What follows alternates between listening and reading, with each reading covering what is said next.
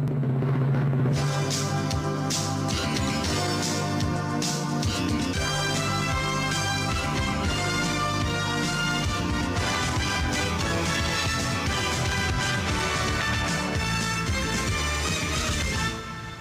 noite. Boa noite. Trataremos hoje de um tema de grande foco nacional e internacional, o crime organizado. Mas o que é crime organizado? O Brasil, assim como muitos outros países, vem tentando estabelecer um conceito que não generalize e que não se especifique demais o tema. São muitas as doutrinas e jurisprudências sobre o assunto, porém ainda não há um consenso internacional. Só existem, por enquanto, medidas necessárias e urgentes para coibir a prática, que vem se tornando muito perigosa devido ao seu caráter extremamente nocivo e em escala, muitas vezes, internacional. O primeiro conceito estabelecido em legislação brasileira sobre o tema foi aprovado apenas em 2012, pelo artigo 2º da Lei 12.694, que diz: para os efeitos desta lei, considera-se organização criminosa a associação de 3 ou mais pessoas, estruturalmente ordenada e caracterizada pela divisão de tarefas, ainda que informalmente, com o objetivo de obter, direta ou indiretamente, vantagem de qualquer natureza, mediante a prática de crimes cuja pena máxima seja igual ou superior a 4 anos, ou que sejam de caráter transnacional. Mesmo com essa lei, ainda permanece uma lacuna entre os pensamentos dos doutrinadores, pois são vários os delitos típicos dessas organizações criminosas que não são enquadrados por esse conceito, como é o caso hoje do jogo do bicho. E para falar um pouco mais sobre o assunto, temos aqui o convidado especial Henrique Silveira, delegado de Polícia Federal.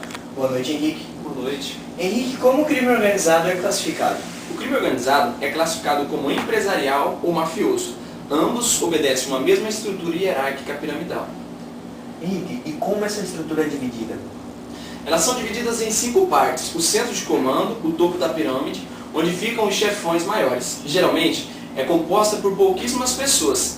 Depois fica o centro de inteligência, que é composto pelo braço direito dos chefões. Logo após, vem a coordenação de controle, constituída de pessoas de confiança que fazem a ligação entre os níveis superior e inferior.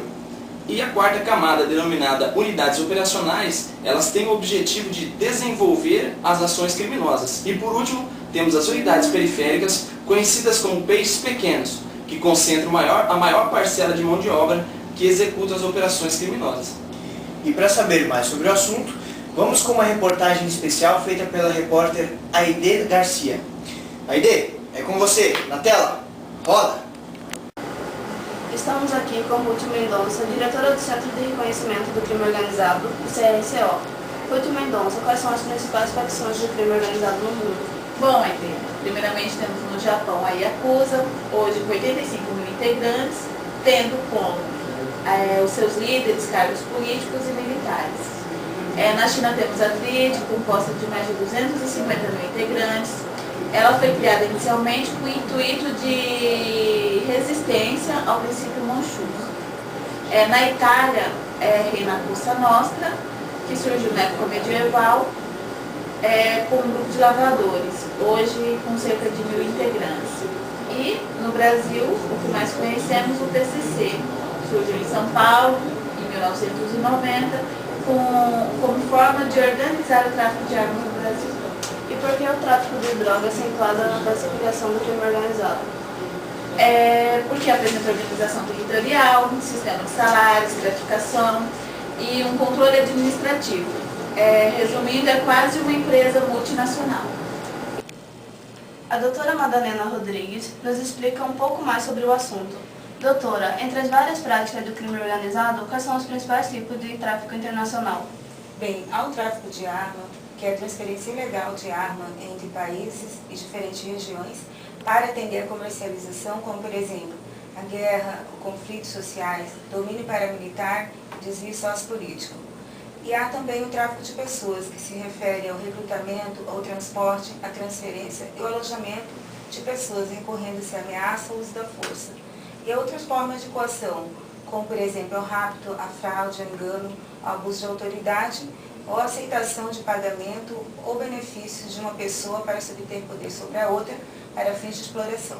Albertino Einstein, cientista político, estuda sobre a participação do crime organizado na política. Segundo ele, o tráfico de influência é a prática mais comum.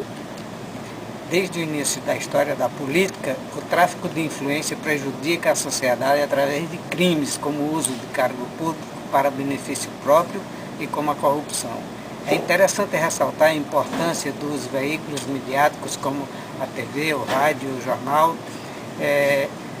nas denúncias apresentadas à população e o importante papel do Ministério Público no combate a este tipo de prática.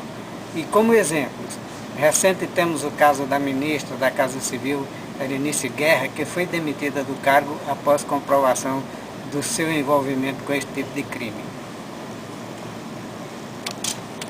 Após ouvirmos os especialistas, podemos concluir que o crime organizado é atuante em nossa sociedade. E por isso, medidas mais rígidas para o combate desse crime se mostram cada vez mais necessárias. Nós ficamos por aqui. Boa noite. Uma boa noite.